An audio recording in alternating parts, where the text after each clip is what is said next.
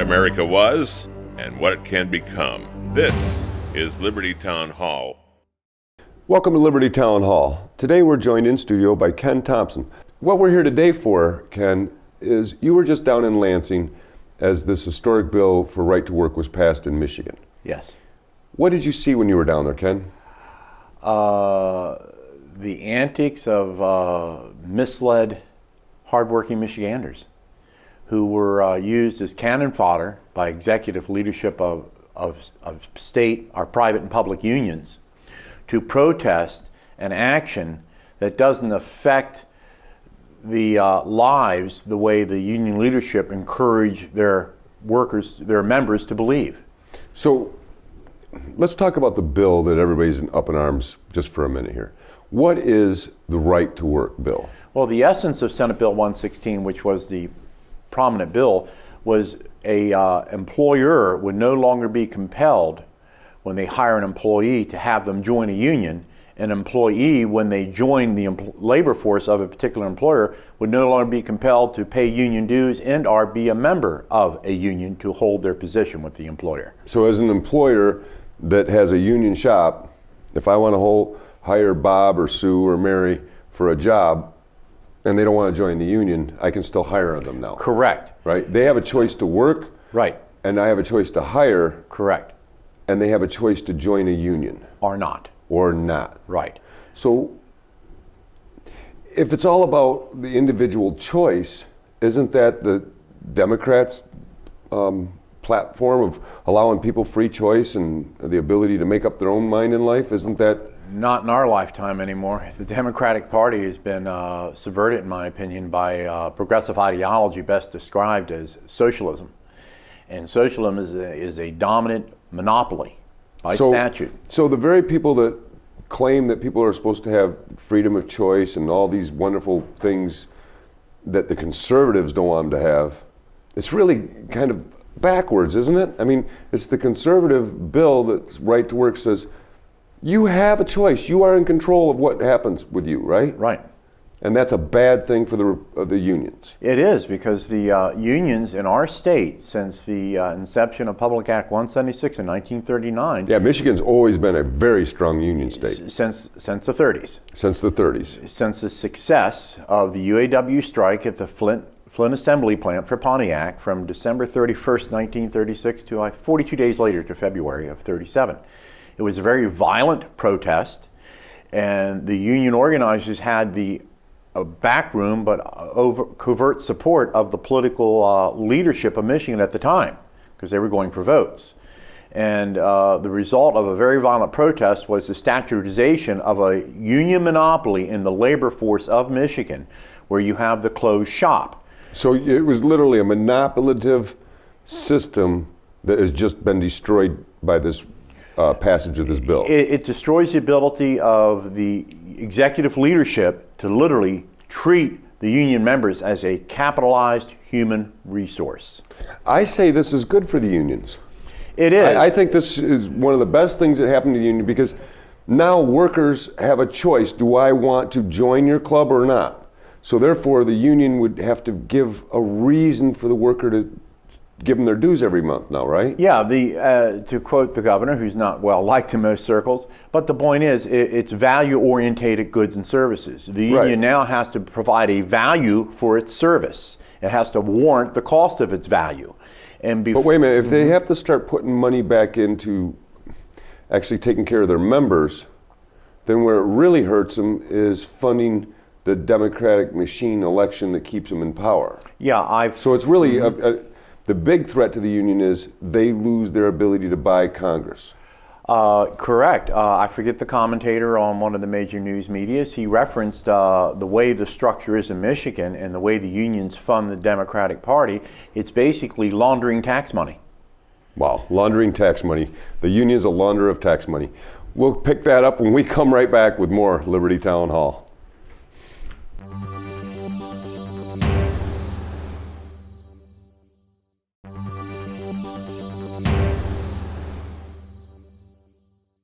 And welcome back to Liberty Town Hall.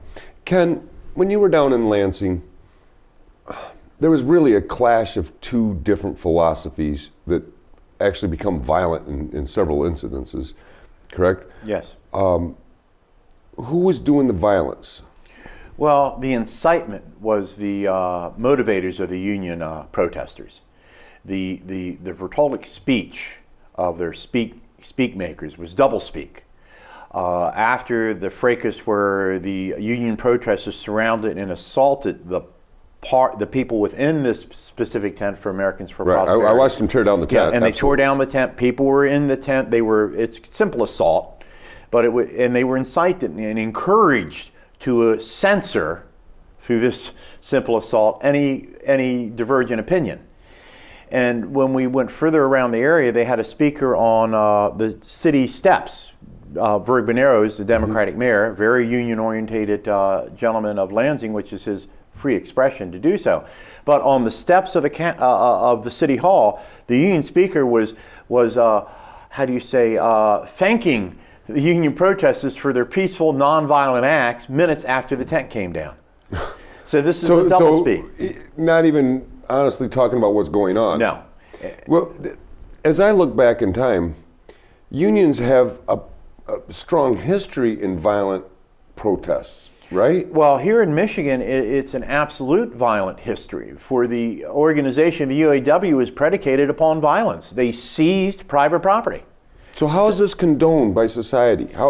How is this kind of behavior condoned? And I say condoned because they get away with it. And the mass media out there, the lamestream media, they don't even report what's truly being perpetrated in these situations. They present the Tea Parties as bad and the progressive movements as good, yet we find the violence coming against the Tea Party or against the conservatives time after time after time again. You're describing the Orwellian world written by Eric Blair under his pen name George Orwell in the book 1984. Yeah. The etymology is doublespeak.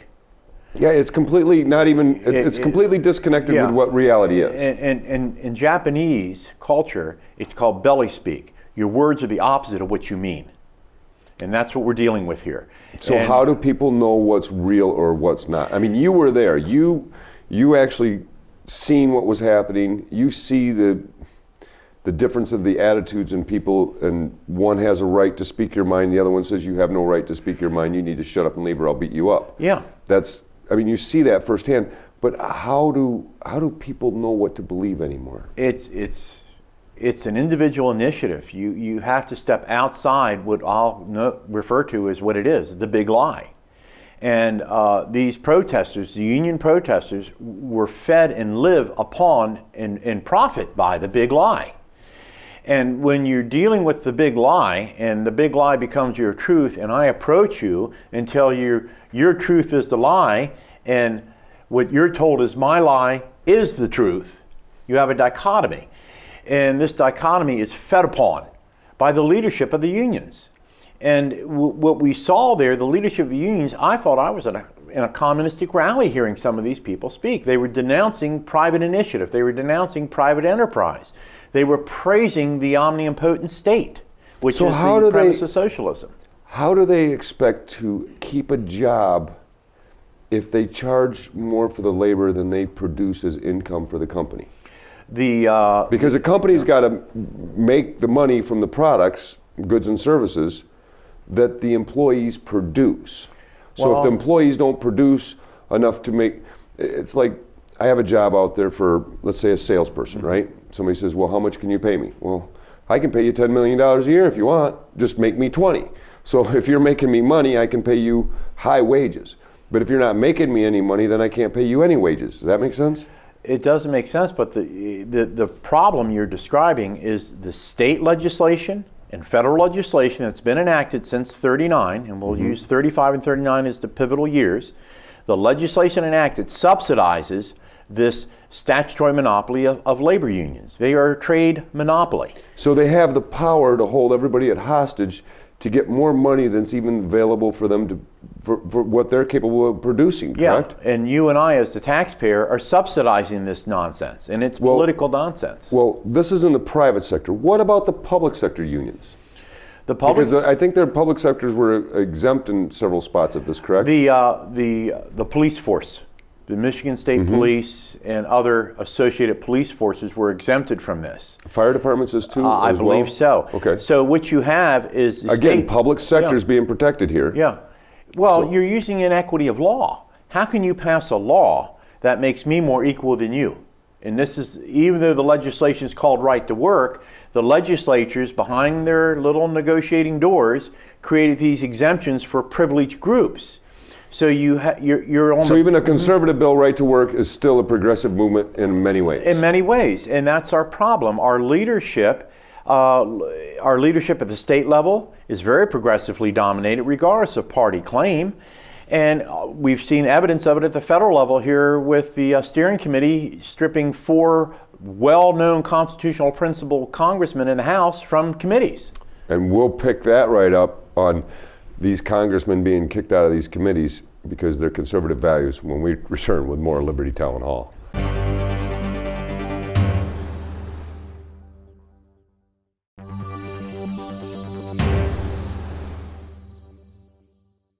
And welcome back to Liberty Town Hall. Ken and I are discussing the congressmen being replaced in the key committees there in Washington. Boehner says, we don't want you here no more because you're too conservative, correct? Too accountable, correct. Okay. I don't think it's as much. So who's the conservative party then? If we finally get some good conservatives elected and get them in on these committees where they're important, and we're talking about finance and so on and so forth, we're talking about good, important seats here. Yes. Why would the Republicans want to peel the conservative members out of there? For we have one party. It's called the Progressive Party. It's the big government party. So it doesn't matter if you're an R or a D, Yeah. your research or development side of this is still progressive. Yeah, this one party has 2 wings, Republican and Democrat. Okay. That's what they call themselves. So who's standing up for America? I mean, as I talk to all of our viewers out here, we are the ones that have to buy groceries every day. Yes. We watch the cost of milk go up. Well, I went in the grocery store the other day to buy some hamburger, and I was like, wow, even ground hamburger, that's 80% or whatever it was atrociously high. Oh, the inflation, the policies that Washington, So we D.C. have to pay for all these decisions. We're going to be running wheelbarrows 3 times a day. Who's representing us now? If we're getting all the conservatives kicked off, like Justin Amash from Michigan is very much a conservative and very active with his constituents. He posts events right there from the House floor. He's got a strong following, so he's a strong congressman in his area. Yes.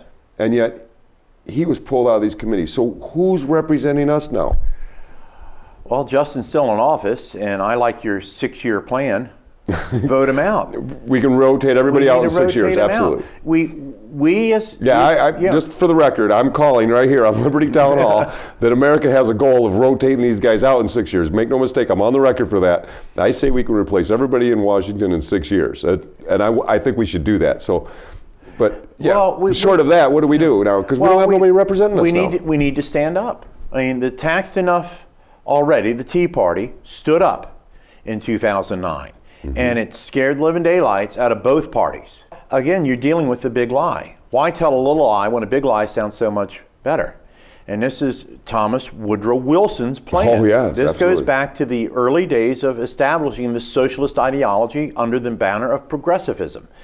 And we suffer the insufferable treasonous acts of people we elect to public office who the first thing to do when they raise the right hand is breach it. So, should Boehner be fired as Speaker of the House? I think the caucus should find a speaker who is principled and not politically driven. When you look at the House Republican Caucus has what's called the steering committee. It's 34 members. Yep. I was reading up on it prior to the show today. Boehner is the chief Speaker of the House. He has 5 votes, more equal than anybody. Eric Cantor, the floor majority leader, has 2 votes.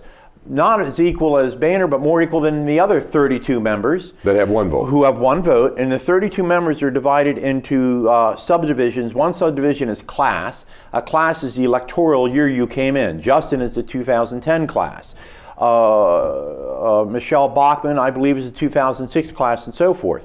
I'm sure Dingell was the only class of 64 till he stepped down, but he was on that committee, even at 83 years old, because he was representative of his singular class. And this 34-man body with 34 single votes. We just had our rep kicked off that. Right. We had our rep kicked off the budget committee where he sat, and another gentleman was kicked off the budget committee. The other two gentlemen were kicked off the financial services committee, and all four gentlemen carried the same philosophy. So again, who is standing up for the average American? We're the people that have to pay all this stuff. So who's standing up for us? The four men that were kicked off the committees are where I would praise for standing up for what is principled and constitutionally limit government. And then there's people like yourself here who invest their fame and fortune to bring information and knowledge to America so we can make rational decisions. Those protesters were irrationally led, and they were led by Machiavellians who cared nothing about the protesters themselves. They only cared about their phony baloney jobs that these protesters funded with the monopolistic labor unions in Michigan, which is so. This is all from Washington down to Lansing. Yes. This whole thing is one progressive movement, and even at the congressional level, the conservatives are being kicked out of the party. Yeah, they are. We have to stand up. We in our own backyard. That's always been my argument. State rights. State rights. We in the township, we in the county, we in the state have to basically say I'm mad and I'm not going to take it anymore. Right. But we have to reach out and take control of our politics. It's our responsibility. There's 7.5 million registered voters in our state. Just around 60% participated in the last election. And the winner of this federal elections here, which was the incumbent president and the incumbent senator, won by less than 26% of the total registered vote. They are less than plurality candidates. And when you sit here and realize that you can control things like this, why do you give a hoot about you or me? Well, we'll talk about the effects of this right to work when we come back with more Liberty Town Hall.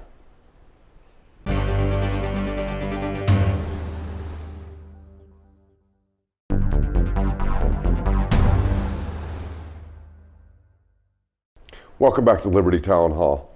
Ken, we're discussing the effects of this right to work passage now in Michigan. Where does the unions go from here? Because prior to this being passed, well, let me back up. Fox News had a coverage on this, how Governor Snyder was so much smarter based on the wisdom of seeing what happened in the other states that were passing this. And so benefiting from that, he just pushed it through in a week, got it all done. It was just clean cut and dry, and you didn't have time for the big riots and stuff that they had like in Wisconsin. But that's not really the whole story, because prior to all this, the unions worked hard to supersede all this from happening, right? They knew this was coming. It was no big secret. It wasn't like they got blindsided with this. They tried passing a couple election ballot proposals, correct? Constitutional propositions. And what ones did they try to do to supersede this from happening? Well, how'd that work? One was Proposition 2. Okay, and which what was that? To put in the Constitution an absolute of the Constitution of Michigan, of the state Constitution, an absolute right where unions could never be challenged ever. Period. And Proposition 4 was done by SEIU under another union, Service Employees International Union, which is one of the favorites of our current incumbent, the president. He doesn't do anything without discussing them first. No, we heard in fact, that one leader was his man. Yep. The SEIU went after in-house workers. What do you mean by in-house? Home care workers. Home care workers. So traveling workers that go to people's homes. And the majority of them were family members who were receiving, oh my God, our taxpayer dollars to maintain their own family members who were under medical care.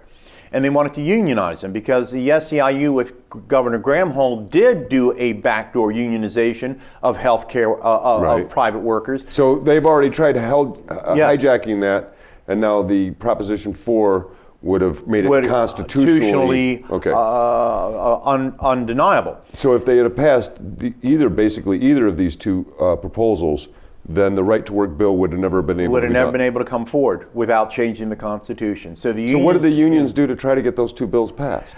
They spent about $200 million on the two units to convince Michiganders to vote to put in our state constitution guaranteed collective bargaining rights, guaranteed labor monopoly rights, and the guarantee that the union executive board could live off our private wealth ad infinitum. Well, Michigan is a famous union state. It's like the birthplace. It's like Israel is to Christianity. You know, I mean, Michigan is the union place, right? Yes. How did those ballot proposals fare?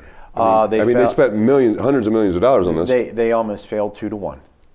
Just completely, even with all that money, people are just that sick of the unions. The 3.5 million people that came out to vote in the last election voted overwhelmingly against all the propositions. In fact, 1 through 6 all failed. None of the propositions passed. And it shows that Michiganders are waking up to this. Our economy has been recovering due to, I think, a limited pragmatic approach by the legislature. We're almost out of time, but do you think that the right to work bill helps Michigan or hurts Michigan? It helps Michigan. And does it help the unions, or is it going to actually help us have a more democratic election going forward? It's going to shake up union leadership. The question is, will the union membership wake up to 70 years worth of literally lies? Well, we can only hope so. And that's all the time we have today, so we'll see you next time here on Liberty Town Hall. But what do we mean by the American Revolution? Do we mean the American War? Revolution was effected before the war commenced. The revolution was in the minds and hearts of the people, a change in their religious sentiments, of their duties and obligations. This radical change in the principles, opinions, and sentiments and affections of the people was the real American Revolution. A letter to H. Niles from John Adams, February 13th, 1818.